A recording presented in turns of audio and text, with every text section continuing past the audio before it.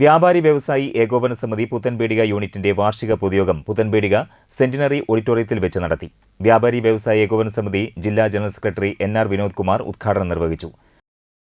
കൊച്ചു വ്യാപാരികൾ ചേർന്ന് ചെറിയ മുതൽമുടക്ക് ഒരുമിച്ച് ചേർത്ത് കോർപ്പറേറ്റുകൾ ചെയ്യുന്ന വമ്പൻ ബിസിനസ്സിലേക്കാണ് നമ്മൾ വന്നത്.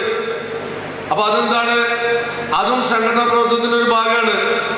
അതിന്റെ വരുമാനം ഭാവിയിൽ നമ്മുടെ വ്യാപാരികളുടെ പാവപ്പെട്ട വ്യാപാരികളുടെ പൊതുവായിട്ടുള്ള ആവശ്യത്തിന് വേണ്ടി ഉപയോഗിക്കുക എന്നുള്ളതാണ്. അത് പ്രധാനപ്പെട്ട ഒരു കാര്യമാണ്. ഈ കച്ചവടം കുറയുന്നതിൻ്റെ ഒരു കാര്യം എന്താ പറയുക?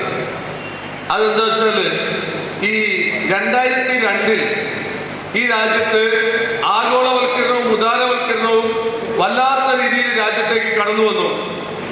തുറന്ന സമ്പദ് വ്യവസ്ഥ. അപ്പൊ എന്താണെന്നറിയോ, 2002 വരെ ഒരു നിയമം ഉണ്ടായിരുന്നു, MRTP ആക്ട്. എന്താ MRTP act? Monopolies restrictive trade practice.